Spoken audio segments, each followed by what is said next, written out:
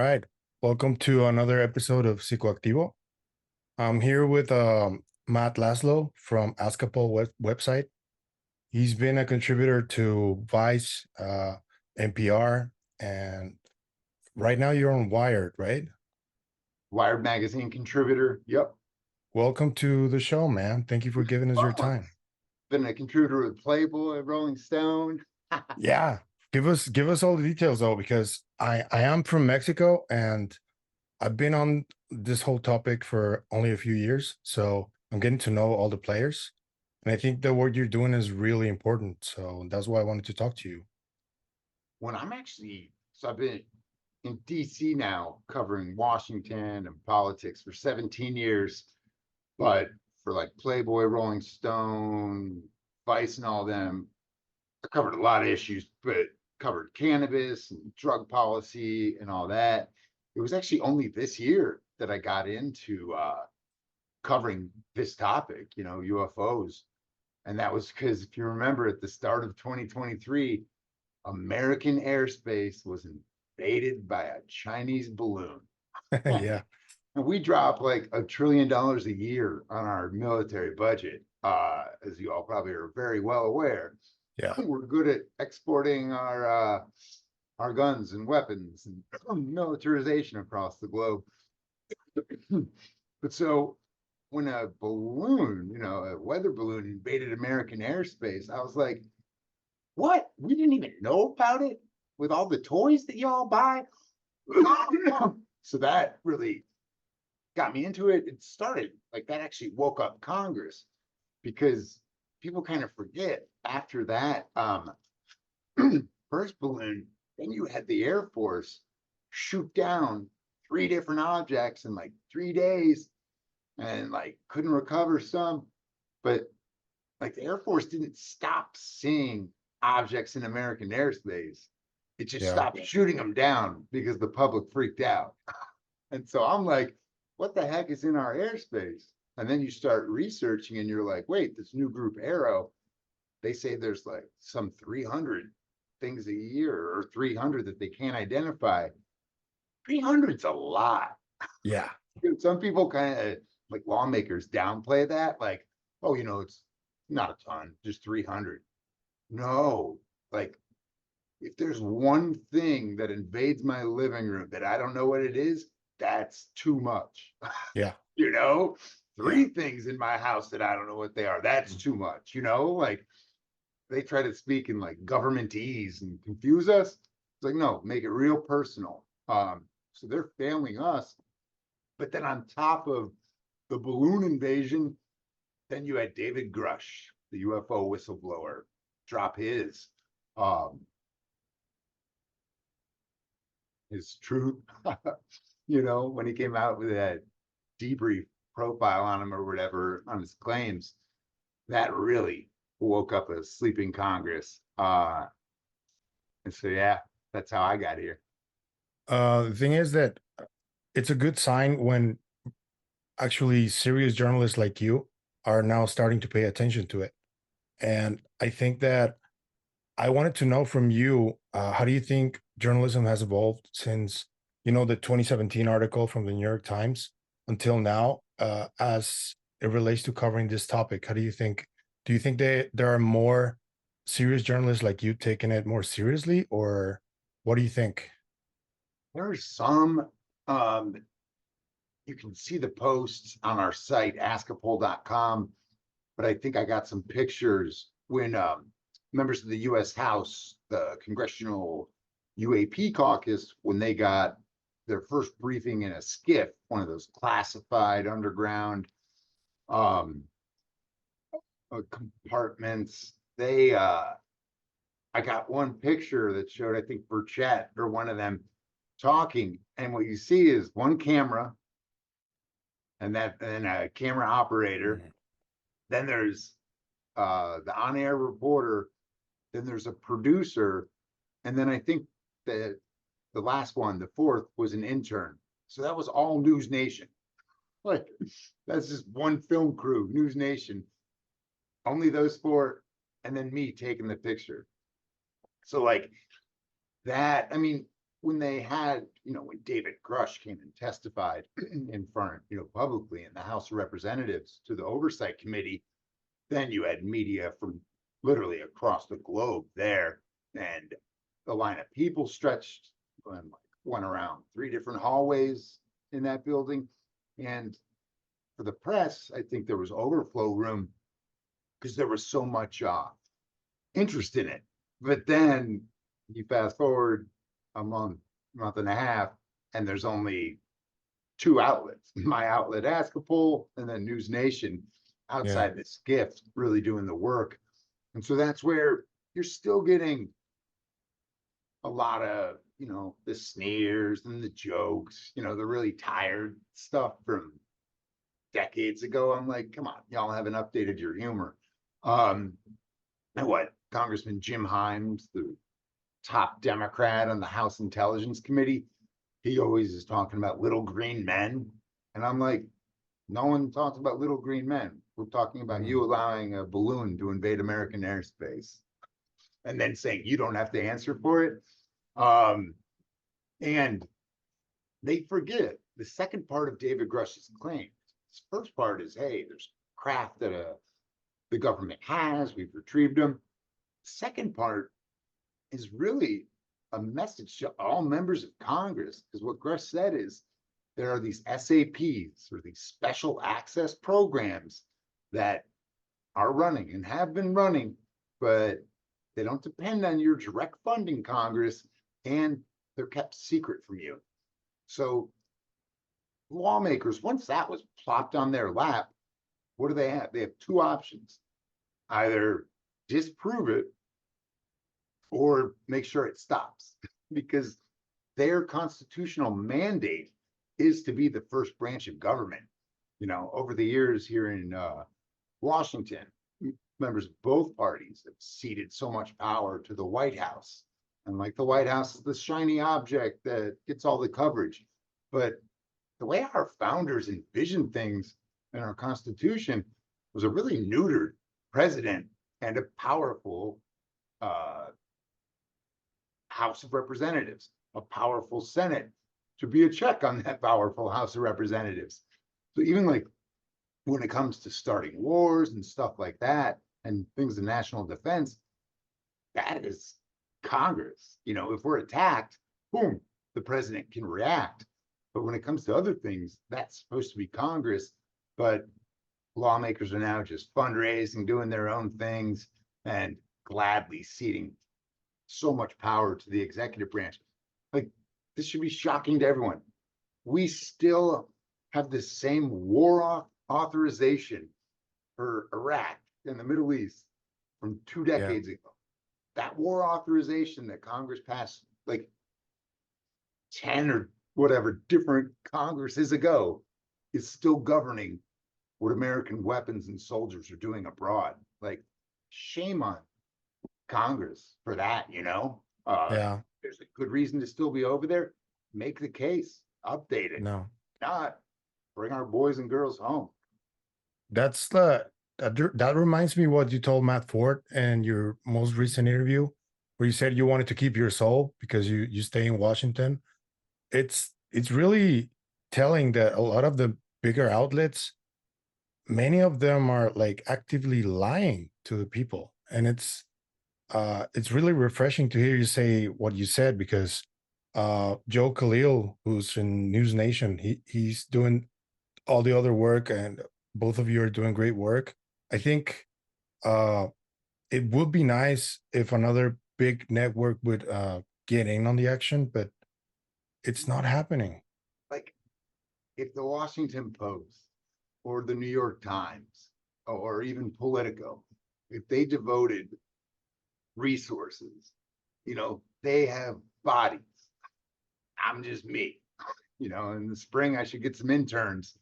I had some interns 1 semester this year. But other than those interns, it's just me. There are some other independent reporters who we help each other out. Like, hey, if you see this person, ask him this, and they'll have me do the same.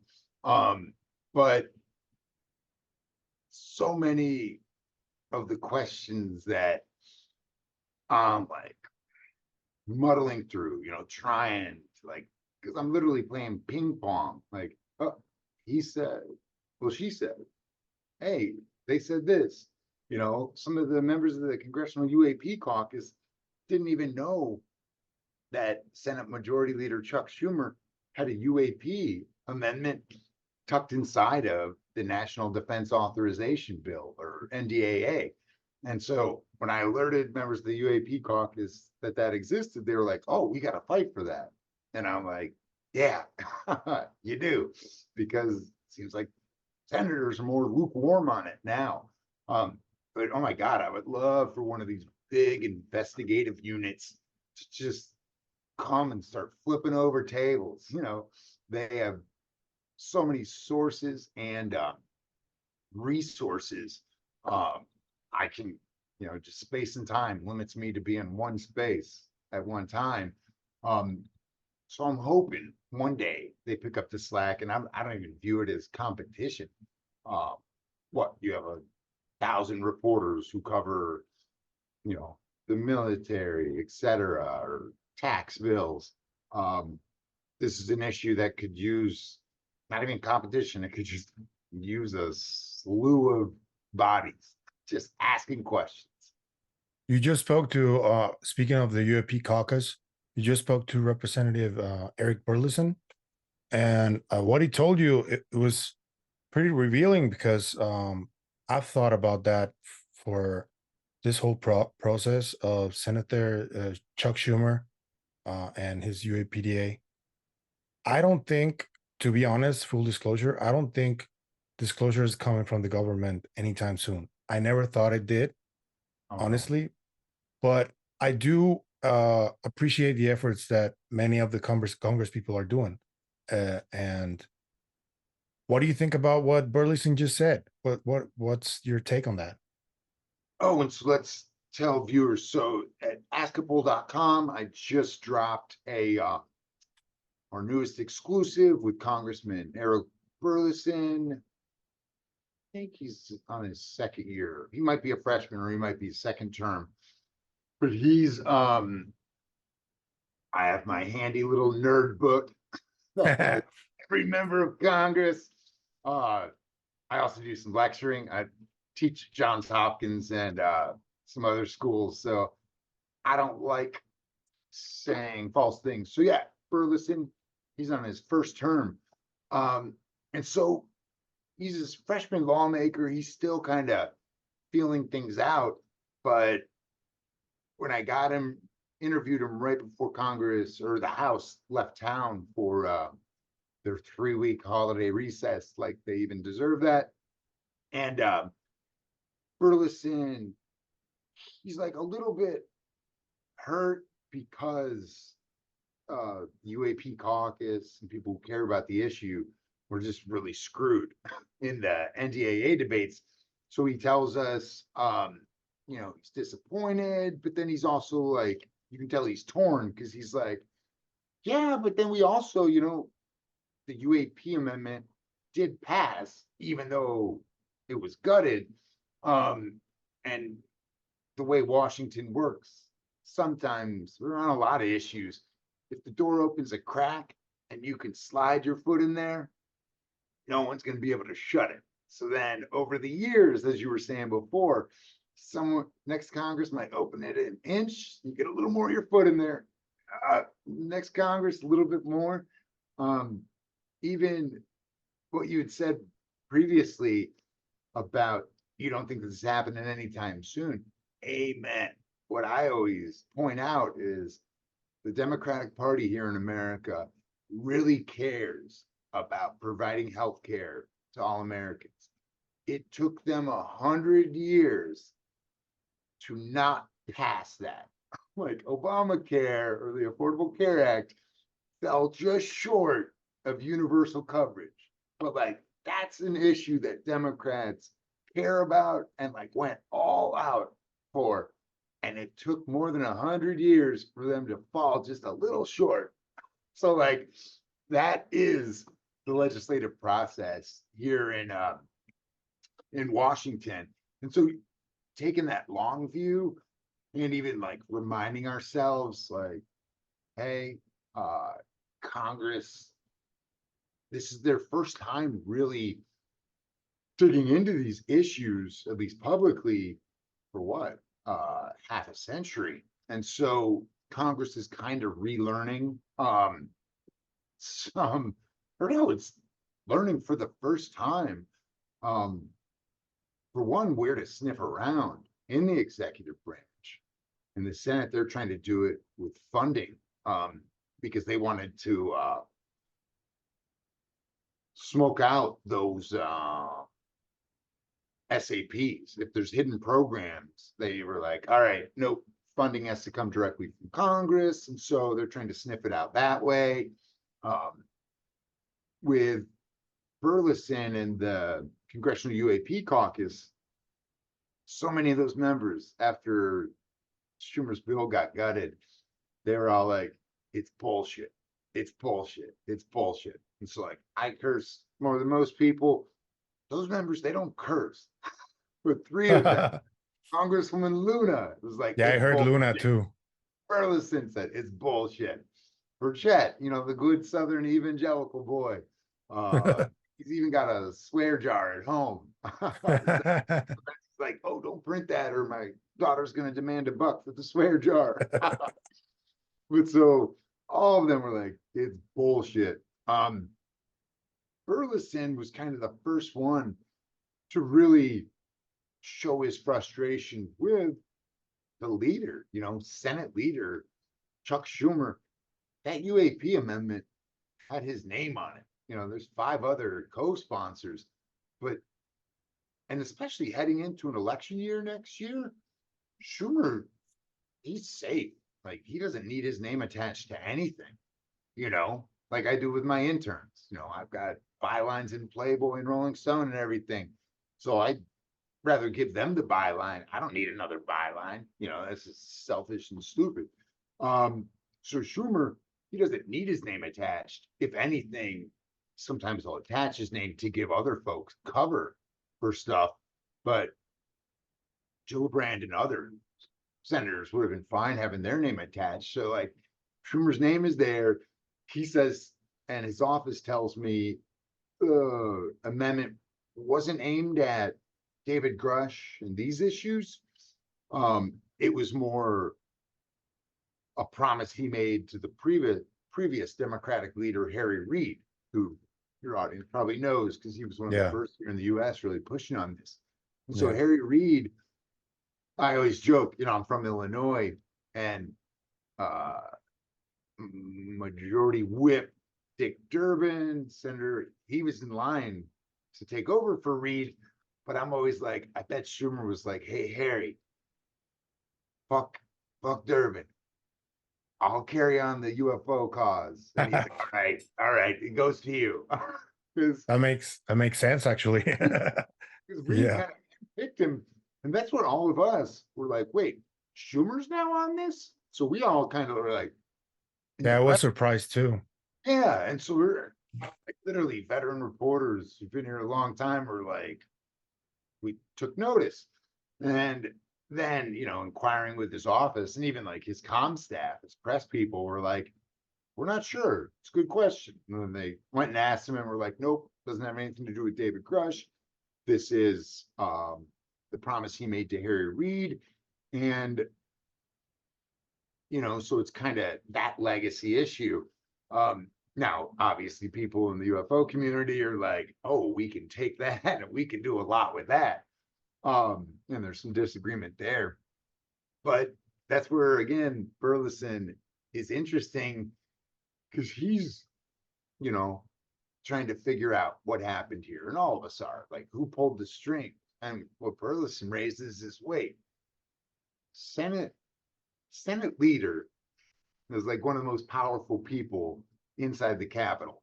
Probably him and the speaker, boom, the 2 most powerful people in the Capitol. How did Schumer get rolled? And that is the big question. How did his measure get gutted? Was it another one of those party leaders? They call them the 4 corners. The Senate Majority Leader, Senate Minority Leader, the Speaker of the House, and then the Minority Leader in the House. Those four folks, and then the four folks who were the head of the intelligence committees, Democrat and Republican, it's called the Gang of Eight. Like, even people like normal rank and file senators or House members who are on the intelligence committee, sometimes they're not even allowed to be read in on stuff that just those eight are read in on. You know, like when America did its terribly intrusive warrantless wiretapping program. Oh, which was also included in the NDAA. Yeah, I saw that. 1,000-page bill. And that's how they shove it down people's throats at the end of the year. If you got a 3,000-page defense bill, well, there's 10 things in there, if not 100 for every lawmaker. Well, there's also 10 to 100 pain pills that they got to swallow. And so that's kind of how it was negotiated in secret, and then kind of how they shoved it through. But especially this time, because talks were just at the highest level, they had one 30 minutes. They had this public conference committee where the House and the senators were, gave some opening statements, and then it was expected to like go 10 hours, 12 hours. But then after an hour and a half, they were done. Every member came out of there being like, this thing is cooked. They're like, leadership's got it. They're like, there's nothing. Like, they're not even, we don't want to, be extras in this crappy movie. And so Schumer was at the table from the beginning on this, and his measure got gutted. So Burleson's asking the right questions, namely, does Schumer care about this issue? Is he being controlled too? Exactly. And is that, because you could see maybe, the head of the House Intelligence Committee, Chair Mike Turner, the head of the intelligence committees, they're powerful. And like, I always say, like, they represent a constituency. And so like that one member, even though, he's got a national role as the head of the intelligence committee in the House, well, he, like a former staffer of his, might now be like high up at the CIA or something, so like those relationships and all that matters. And sometimes lawmakers just get pet projects or issues that they care about, and then you'll see leadership like defer to those members. So it's curious because people are kind of pointing now towards, it seems like this was upended within the House Intelligence Committee. But now people are wondering, all right, were those members, was Turner and then potentially the top Democrat on the committee, Jim Himes from Connecticut, were they doing the bidding of people in the executive branch? It's interesting because I went back and went over my tape with Himes, the top Democrat on the House Intelligence Committee, and just like 3-4 weeks before they got the agreement, he was like, UAPs haven't even come up in my conversations with the chair. And so then I'm like, wait, were you totally cut out of this? Or did you lie to me? Because I'm like, it's one or the other. So either you're useless or you're a liar. And like, if you're a liar, I could use that. It's just gonna print you with a grain of salt. Yeah.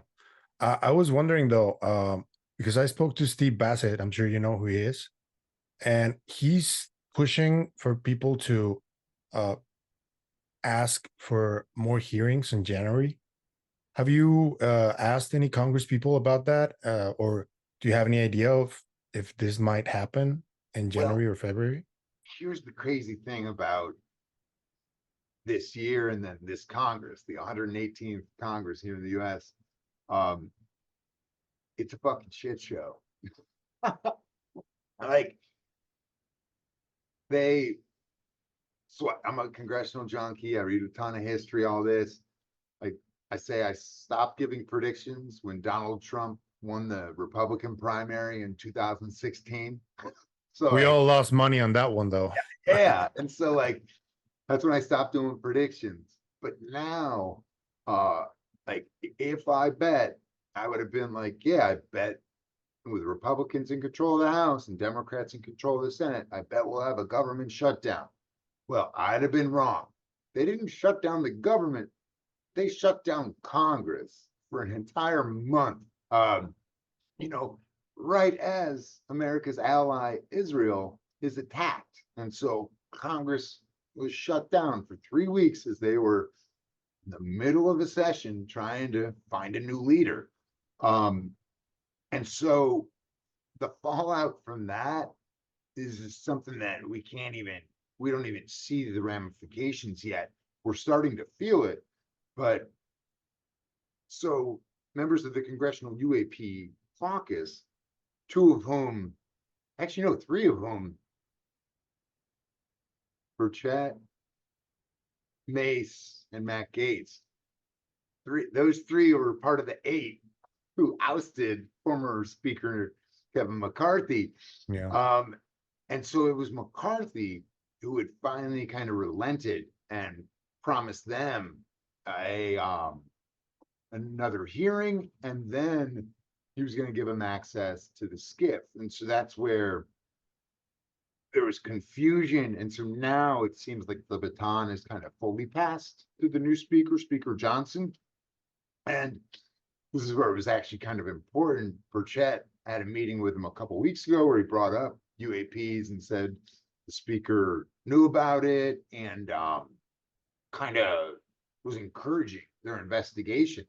So I'm curious in the new year if they don't get a UAP select committee, because like this gets a little inside the beltway, but before, so like a couple of days ago, former Speaker Kevin McCarthy, he resigned. Like he's gonna go get a job working for a lobbying firm or a law firm, making 7, 8 figures, whatever. He's gonna sell his soul for. But so he's out. So they have to have a special election to replace him. And I don't know if your folks know the name George Santos. Yeah. Republicans finally, or the whole Congress booted him out. Well, he was a Republican. So now they have to replace him. Well, so with those folks leaving, you only had Republicans in the House could only lose 3 of their members and still pass a measure. Well, now with McCarthy leaving, it's down to 2. There's another guy who's about to leave. So in one sense, that makes every member of the House, all 435 of them, really freaking powerful. You know, especially the Republicans who Johnson's going to lean on to pass his measures.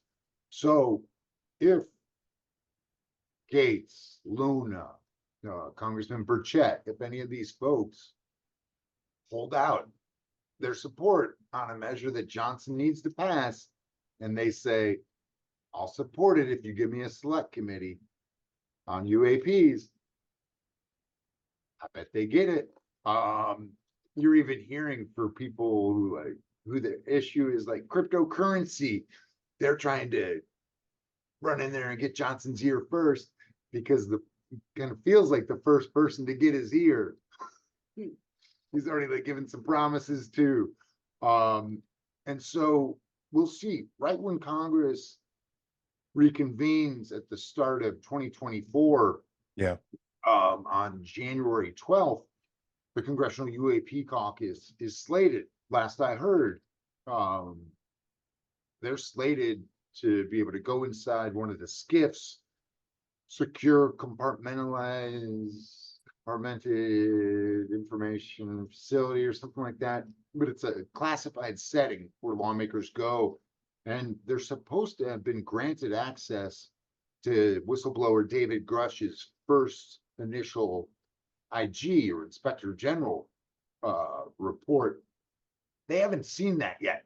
So like a couple months ago when I said us in News Nation were standing outside of the SCIF waiting for members to come out, members came out of that briefing frustrated and like, Yeah.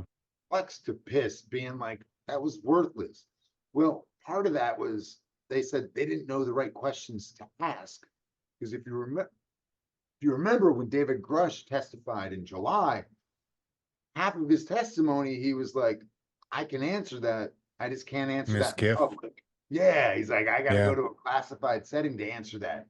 And so members are hoping once they get in there, read his report from his own mouth. Well, their hope is that then they can bring in the IG or folks, from the executive branch, from the Biden White House, and say, hey, David Grush said this, and then ask questions based on that and get them to really be specific. Because as of now, they said they just haven't had enough information to even ask where the bodies are, literally and figuratively.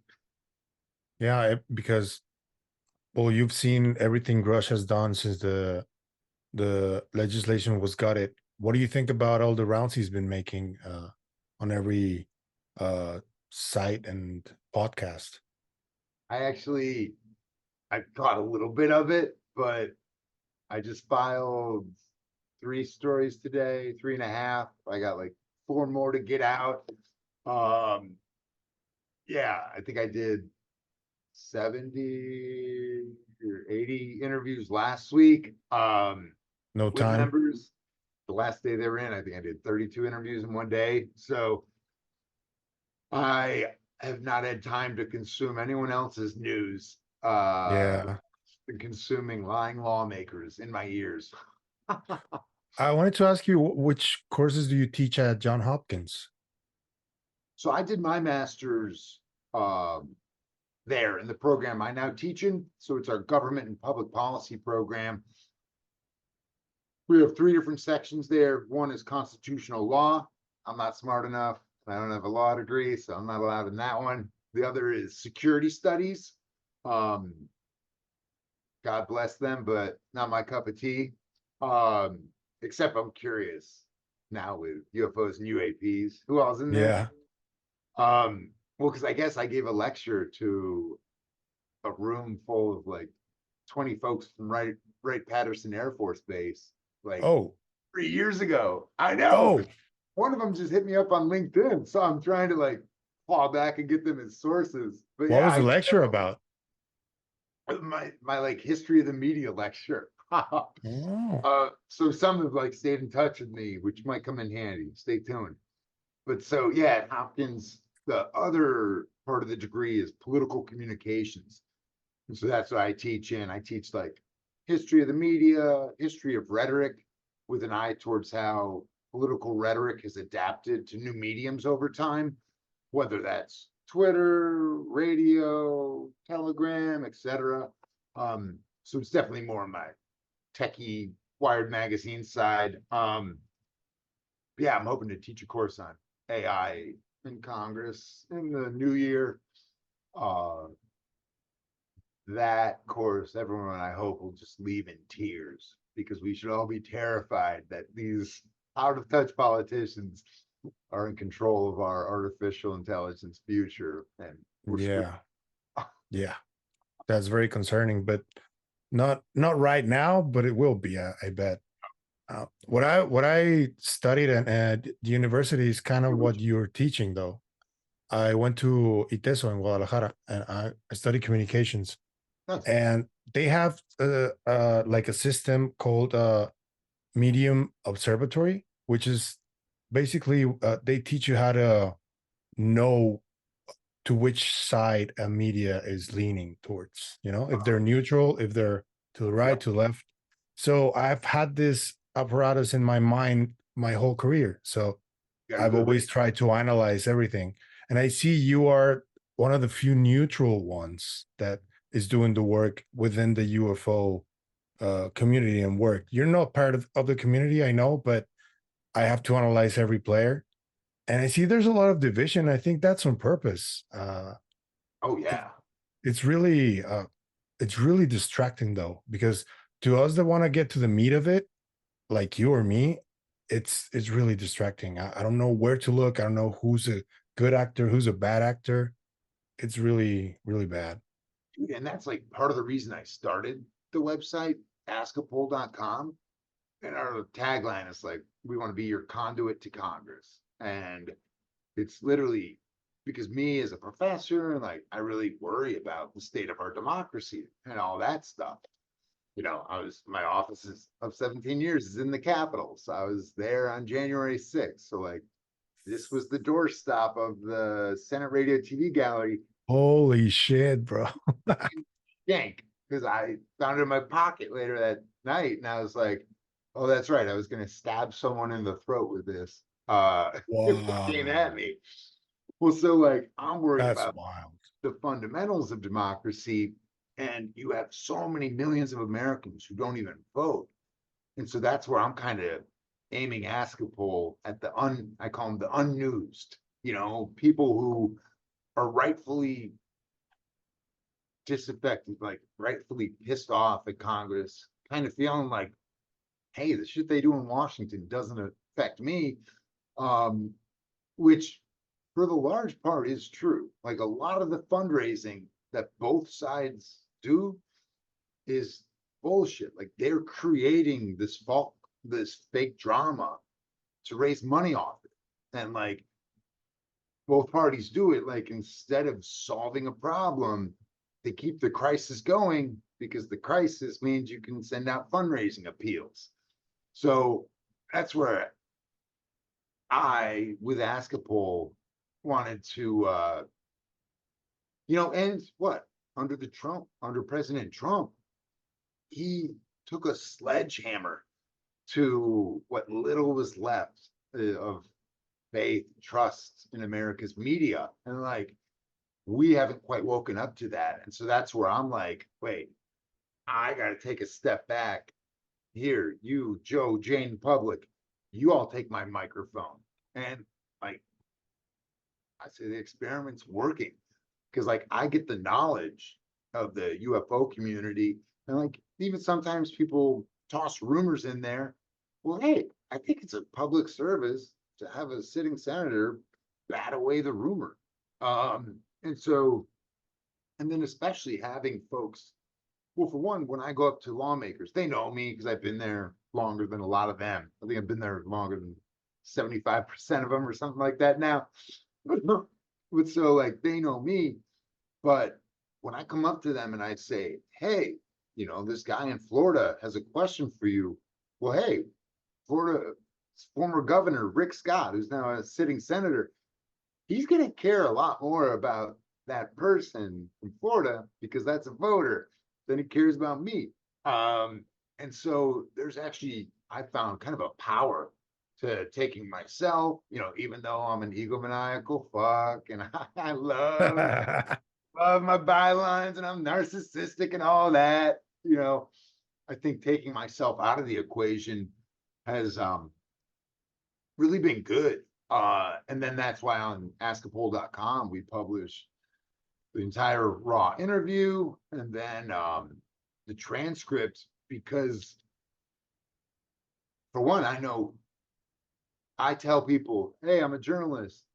For half of the nation, they're instantly like, oh, you're a liar. you know?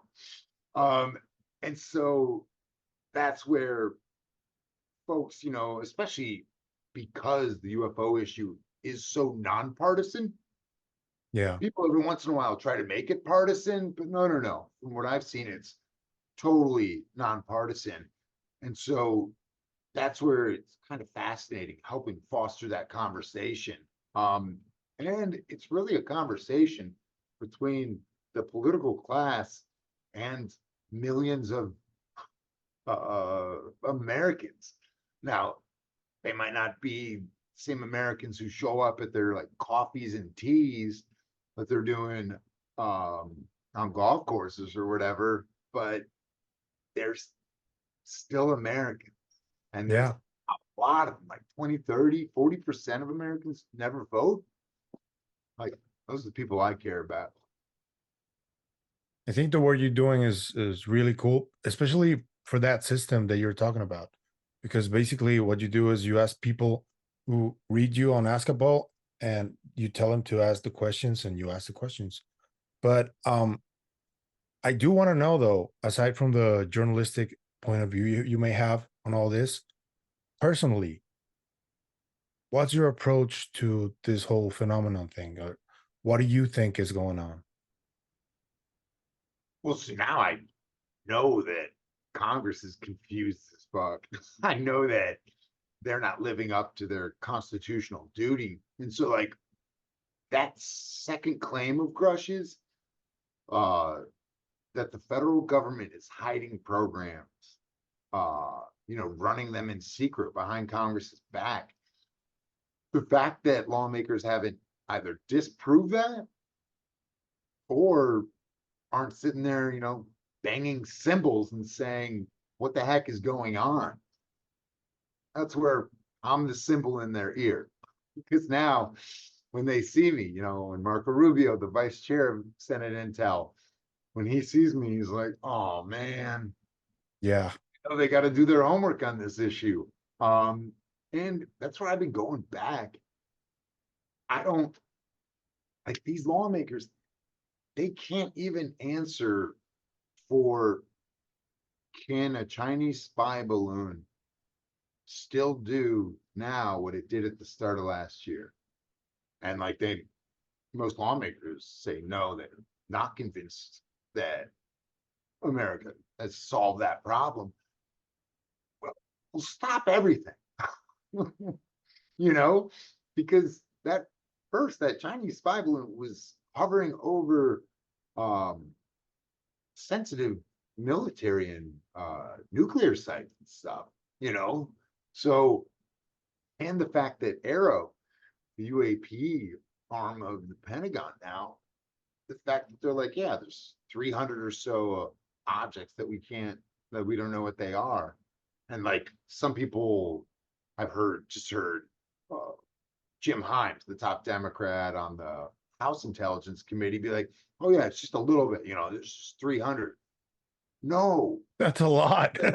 What the hell? we need to like just be repetitive with them and just keep asking them, like, wait, 300 objects. Like, with America's military, we can take out some nations with like 2 objects, Yeah. or 1 object even. So my biggest critique now of this Congress is that they're just not curious enough. They're not asking questions that they were. We'll see, these last couple weeks and months has been like the heavy lift of everything that they didn't do all year long getting funneled into, which was kind of by design for party leaders, because then they get to write the bills themselves. And so you could tell this wasn't a top issue for many of those lawmakers who were passionate about it earlier in the year.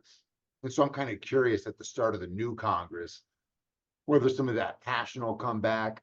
I'm also curious, especially when it comes to members of the Senate Intelligence Committee, namely Gillibrand, Senator Kirsten Gillibrand, and then Senator Marco Rubio. Those 2 came out really passionate about this and really inquisitive, and then they've kind of receded. And part of me is like, all right, what'd you learn? Like, what briefing did you have, and what did you learn in there? And like, are you comfortable with it? Because they seem to have had their fiery question. They seem to have had some of their fiery questions answered. And that's what I'm sniffing around for. Yeah, I'm just curious either what they've heard or who twisted their arm. Yeah. What's your gut telling you? Because it could be one of 2 things, right? They're twisting their arm, or they're told something that is really, really scary, and they just backing out. What's your gut telling you?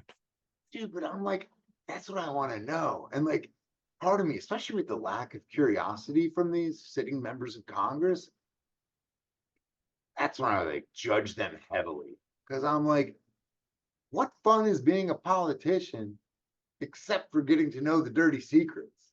Yeah. Like, that'd be the only reason I want it, you Yeah.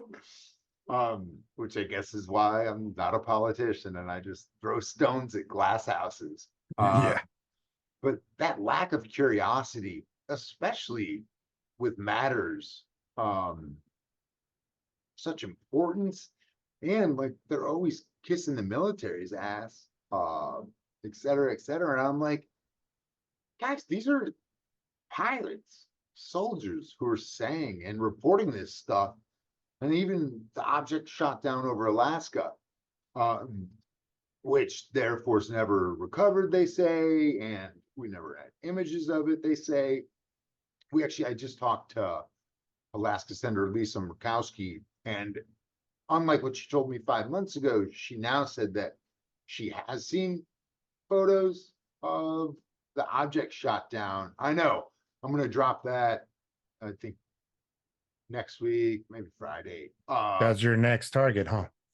Well, I've got a few with Congress leaving. I'm a feature writer, so that's Yeah. like 1,000 interviews, and then I drop them when they're gone. So I'm curious about that because initially, when I asked her and the other senator from there, Sullivan, they said no, they hadn't seen anything, and you could see their minds kind of turning. Like, yeah, why didn't we get to see the video on front of these billion-dollar planes that we pay for? And so, but even that, like, I didn't know to ask that question initially, but then one of our subscribers at Ask a Poll was like, hey, ask this. And just a great question because you could see their minds kind of expand. And I think kind of just like the media, like we were talking about earlier, I think lawmakers and the media, like in a certain sense, like they become a part of the establishment. And Yeah. like I know the war on drugs, like you'll hear all these news outlets just kind of parroting the just say no thing. And I'm like, guys, that failed. Like, we literally are losing hundreds of thousands of our own citizens to overdoses. And we've allowed hundreds of thousands of our southern neighbors to be slaughtered because of our fucking drug habits. And like, when it's people in Juarez getting killed, we don't care about it. When it's people in Colombia getting killed, we don't care about it. Fuck that. Like, that blood Yeah. is on our hands. That blood is in our noses from snorting all their delicious cocaine. I used to be a cokehead way back in my day. God bless you, Colombia. You've been lots of my life, goods and bads. But so that's kind of similar stuff with this. You kind of hear that tired complacency, like, Yeah. oh, this is what the government's always said. But I'm like, no, we got new cameras, we got new technology. Let's re-ask some of the questions. Lawmakers aren't. They don't like to play ball with the people who ask the hard questions though. I do have a case though that I wanted to maybe see if you could help me inquire a little bit in, because I got interested in the whole topic due to a doctor that disappeared in the early 90s. His name is Jacobo Greenberg. He founded the Institute of Consciousness in Mexico. And I wanted to ask you, who might I ask around, because he disappeared and his work, it was eventually proven that he used to work for the CIA. I don't know if people in Congress have any way of telling any journalist that asks them about stuff like this. I did request a FOIA for many of his cases, and he does have a lot of papers written for the CIA about his work. And I don't know if you know who I can approach to ask about these things? That could be an interesting one to bring through Senator Rubio's office. Just because he's been more active on, I think he's also on the Foreign Relations Committee. He's been more active on the global stage with world leaders and stuff. And he cares more about our Southern neighbors than a lot of us white assholes because we're fucking wealthy Americans and we're the worst. So internally focused, and we like don't realize that there's this huge world that could teach us a lot that we just keep fucking up, et cetera, et cetera. Can I just say something? I think it's really refreshing to hear you talk like that about Americans, because I do see that in a lot of Americans, but uh there are a few who do realize what is going on, because you guys are a war machine. I saw a stat uh, about, since you got your independence, you've only gotten 15 years of peace. The rest has been all wars. That's pretty revealing.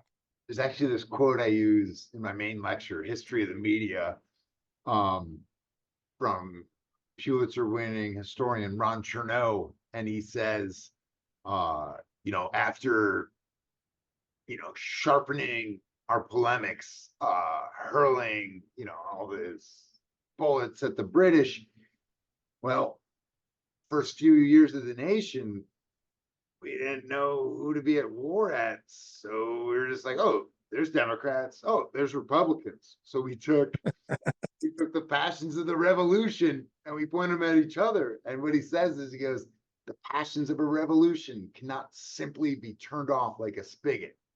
And so I think Damn. that revolutionary spirit is really seen in our warring two-party system, which is dumb, but then also in our, it goes hyper partisan. Our media goes hyper partisan and then gets a little less partisan and then gets hyper partisan over time. And so, yeah, those revolutionary spirits, man, they're just ingrained in us Americans, Yeah. and so are blinders. Especially that like dual kind of thinking, because you guys are like right or left, there's nothing else. I Yeah. think it's really scary at times. Small minded. Like literally, my one pinned tweet for my Twitter X handle at Matt Laslo is, if you agree, I think it's, if you agree or disagree with a politician 100% of the time, you're part of the problem.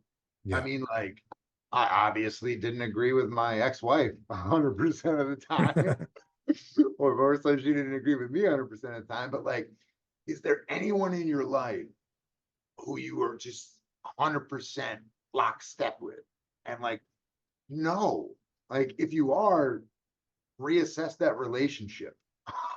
Yeah. you know, like there's something unhealthy going on. And so Yeah. Abusive even. that's where American politics, especially in the stupid two-party system, um, the two-party system makes us lose nuance, and it forces folks to go along with stuff that is just something that either they used to be vehemently opposed to, like what I'm thinking, the war in Ukraine. Like, cool, I'm glad Republicans are having a conversation about America's footprint abroad when it comes to war and weapons that we export. I'm like, that's a great conversation for us to be having.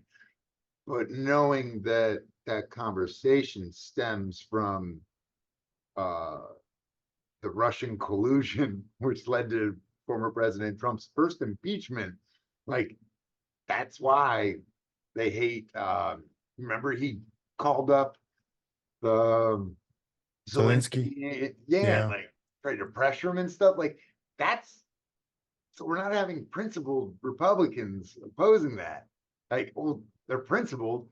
Their principle is they'll do anything for Donald Trump, Yeah. like including cutting off their own face and putting his face on theirs. And that's where, yeah, our American politics is pathetic, and especially because now we export it, which makes us the worst. Yeah.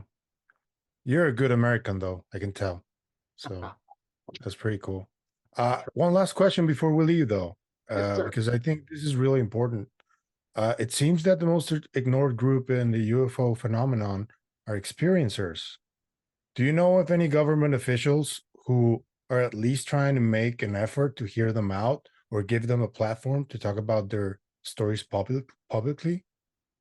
That is actually a great question because no, you really haven't. Outside of the Grush hearing room, I took some videos, but I saw Tim Burchett, the congressman from Tennessee there, and he went and walked the entire line. And again, the line was the longest line I've ever seen in my 17 years. Like, went down one hallway, went all the way down another, and then down another. And he walked the whole line, just thanking everyone for coming out. Because he was knowing that shit, half these people aren't gonna make it inside. And so he went and was personally thanking them. And you would hear some of those folks, tell them their personal experience. And so I know that they hear it, but it hasn't been the focus and hasn't actually really come up. And now you're making me feel bad because what I always tell everyone is politics is people. And if your politics isn't ultimately about people, then you got to check yourself. Yeah. Because then you're doing it for yourself or for your party. And so yeah, I think that group is definitely one that I don't think Congress has heard much from yet. But again, with this Congress, like some folks in the UFO community are like sending me dissertations of research, which is great, but I'm like, guys, You don't have time to. no, I'm like, Congress is an infant. Like, Yeah, that's it true. just crawled for the first time. Like, it's gonna be a couple of years before we can even get it on a tricycle. You know, we ain't even thinking about sending it off to college yet, because we're like, shit, the kid might be really dumb. Yeah. Because I do So I do see all those experiencers and how they must feel when every time they hit like a wall and they yeah, get discredited. And I mean, they you have to acknowledge what they have experienced and what some of them experience on a almost daily basis. And to hear someone say, no, that's not true, and just dismiss it like that, especially people in Congress, that's well, and that's where, especially now that, you know, as much as I critique lawmakers for having that curiosity, I think we all, even, as much as anyone reads or studies, like, always leave a little bit of mystery and even a lot of mystery. And so that's where you see people on all sides of these issues, like really stuck in their ways. And I'm like, what? When I was in Florida, I was watching my buddy's house this spring, and I went to an exhibit in Daytona, James Webb Space Telescope exhibit. Like, my takeaway from all those images is holy shit.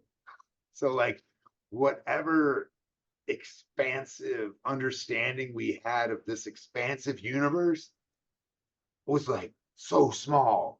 And like, it's so much more than we could yeah, have ever imagined. And like, this is just the James Webb Space Telescope. 10 years or 100 years, they're going to have one 5 times better than that. And then what are we going to see? And so that's where, yeah, people will need to keep that childlike sense of wonder and mystery. And like, when you think you know everything on an issue, that's when you really got to check yourself. And I'm speaking to me, especially. That's why I got first tat is tabula rasa, blank slate on my arm here. That's like a reminder to me to stay out of the fray and to like listen first and speak second, unless I'm the professor of that class. Then I hear I Yeah. gotta speak first. Yeah. Well, I would like you, if you could talk to the audience about the Ask a Poll system. How does it work? Please. Yeah, so it's a Substack website, but I have my own URL. So you just go to ASK poll, and poll is like politician, POL. But yeah, so at Ask a Poll, we've now put out like 103 of my exclusive interviews with members of the intelligence committees, members of the UAP caucus, et cetera, et cetera. I actually ended up interviewing all 100 US senators about David Grush's claim. I've got to wrap up that project here before the new year starts. But so we have all those raw interviews. And, because this group community is so focused on transparency, I'll sometimes, or I usually do like a little write-up introducing what happened or what the interview's about. But then we have usually the raw transcript at the bottom, and then the audio. Sometimes I'll introduce it and do a little recording. But for the most part, I just put the raw interview up there because this community is skeptics for good reason, especially skeptics of the powerful and the lying here in Washington. And so if you subscribe at Ask a Poll, then anytime we drop new material, boom, goes straight into your inbox. And yeah, there's a free version and a paid version. If you support our original journalism, we'd love for you to pay a little bit, but there's also a free version because we want all of these exclusive interviews with the nation's lawmakers, like your lawmakers. That's not something we own. These terrible politicians we all share together. Yeah. Right? Yeah. Which means Okay. we're all So gonna whip them into shape together.